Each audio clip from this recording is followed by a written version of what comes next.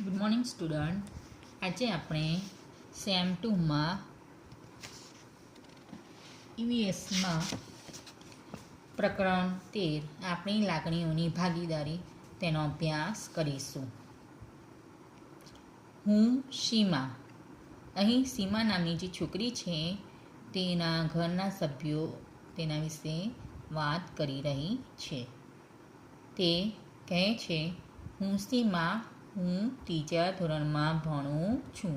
સીમા છે તે ત્રીજા ધોરણમાં અભ્યાસ કરે છે. મને શાળાએથી પાછા આવીને ઘરમાં બે માણસો સાથે વાતો કરવી ગમે છે. સીમા જે છે એ શાળાએ જાય છે, ત્રીજા ધોરણમાં ભણે છે. જ્યારે એ શાળાએથી પાછી આવે ત્યારે તેના ઘરમાં જે બે માણસો રહે છે તેની સાથે તેને વાત કરવી ગમે છે અને તેઓને મારી વાતમાં મજા પડે છે. એ ઘરના જે સભ્ય છે તેમને પણ એની વાતમાં મજા પડે છે. હવે તે ઓળખાણ આપતા કહે છે કે પહેલા વ્યક્તિ મારા દાદીમાં છે. પહેલી વ્યક્તિ કોણ છે? તેના દાદીમાં છે. તે હંમેશા મને સાંભળવા ઉત્સુક હોય છે. તેને સાંભળવા માટે હંમેશા આતુર હોય છે. ઉત્સુક એટલે કે આતુર હોય છે. હું શાળાએથી આવું તેની તેઓ રાહ જુએ છે. સીમા શાળાએથી ક્યારે આવે એની તેઓ રાહ જોતા હોય છે. તે ઘરડા છે. અવારનવાર તેમને પીઠનો દુખાવો રહે છે. તેમની પીઠમાં દુખાવો થતો રહે છે. મારા દાદી સરખું જોઈ કે સાંભળી શકતા નથી. રોજ સવારમાં મારા પિતાજી તેઓને મોટેથી સમાચાર વાંચીને સંભળાવે છે. સીમાના જે દાદી છે તેમને સરખું સંભળાતું કે જોઈ શકાતું નથી. એટલે એમના જે પિતા છે, સીમાના જે પિતાજી છે તે તેમને મોટેથી સમાચાર વાંચી અને સંભળાવે છે. તે બાકીના બધા કામ જાતે કરે છે. જો કોઈ તેમની મદદ કરવાનો પ્રયત્ન કરે તો દાદીમાં નારાજ થઈ જાય છે. શાકભાજી સમારવા દાદીને પસંદ છે. સીમાના જે દાદી છે તેમને શાકભાજી સમારવું ખૂબ જ પસંદ છે. તેઓ કહે છે, આજકાલના છોકરા જાણતા જ નથી કે શાકભાજી કેવી રીતે કપાય. એવું કહે છે કે આજકાલના જે છોકરાઓ છે તેઓ જાણતા જ નથી કે કેવી રીતે શાકભાજીને કપાય. મને વાતો કરવી ગમે એવી બીજી વ્યક્તિ રવિ છે. તે અમારી સાથે રહે છે અને હું તેઓને રવિભાઈ કહું છું. તે મારા માતા પિતાને ભાઈ ભાભી કહે છે. મને અમારા સંબંધોની ખબર નથી, પરંતુ તે ઘણા પ્રેમાળ છે. તે હંમેશા મારા પ્રશ્નોના જવાબ આપવા તૈયાર હોય છે. હું પછી કહીશ એમ મને ક્યારેય કહેતા નથી. હવે જે રવિભાઈ છે તેઓ કોલેજમાં ભણાવે છે. કોલેજના વિદ્યાર્થીઓ તેમને ખૂબ જ માન આપે છે. રવિભાઈને સંગીત સાંભળવું ખૂબ જ પસંદ છે. રવિભાઈને શું સાંભળવું ખૂબ જ પસંદ છે? તો સંગીત સાંભળવું ખૂબ જ પસંદ છે. તે નાટકોમાં પણ ભાગ લે છે.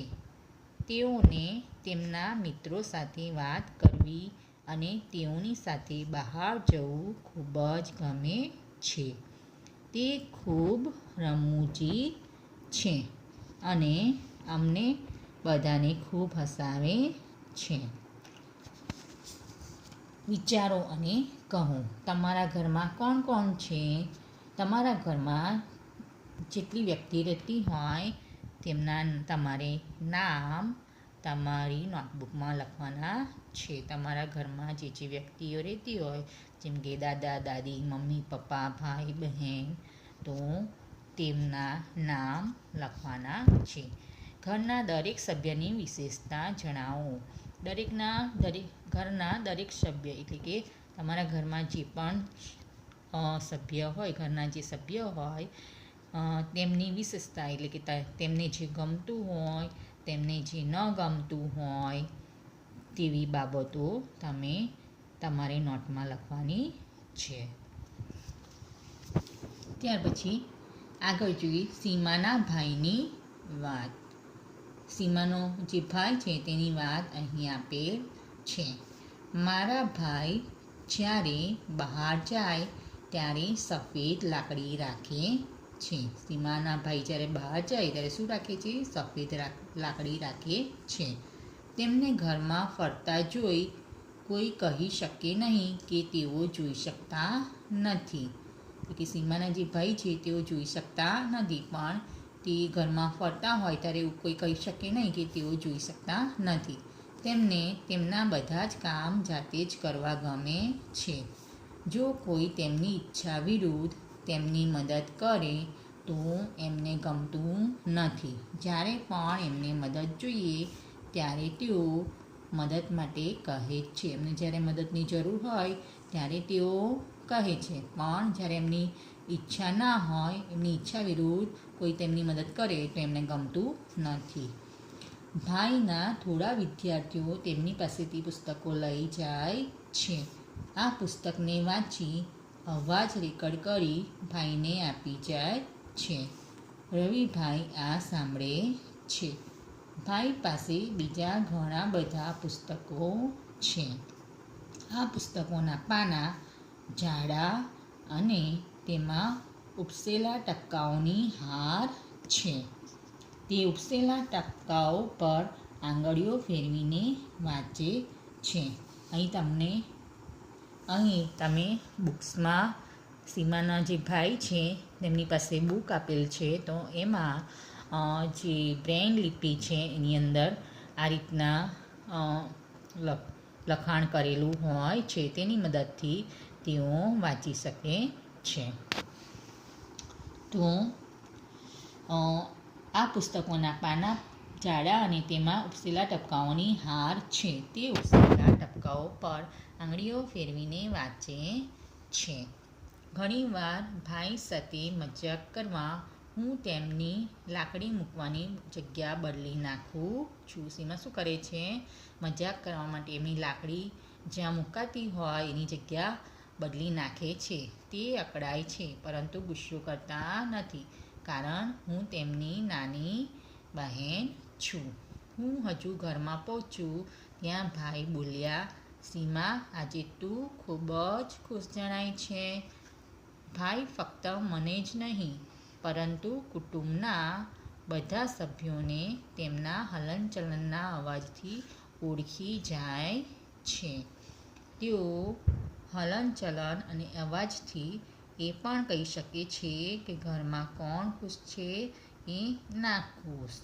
એટલે કોણ ખુશ છે, કોણ દુઃખી છે તે ભાઈ શું કરે છે? એમના જે તે વ્યક્તિના હલનચલન અને અવાજથી કહી શકે છે. મેં ભાઈને કહ્યું, ભાઈ, આખરે હું ફૂટબોલની ટીમમાં પસંદ થઈ છું. તેઓએ મને શાબાશી આપી અને પ્રેમથી કહ્યું, આજથી તું મને ફૂટબોલની તાલીમ આપનાર કોચ છે. હવે અહીંયા વિચારો અને લખો. સીમાના પિતા દાદી માટે સમાચાર પત્ર મોટેથી વાંચે છે. તમે ઘરડા માણસોની મદદ કેવી રીતે કરો છો? હવે જે સીમાના પિતા છે એ શું કરે છે? દાદી સાંભળી શકતા નથી, એટલે સાંભળી કે જોઈ શકતા નથી, એટલે સમાચાર મોટેથી વાંચે છે.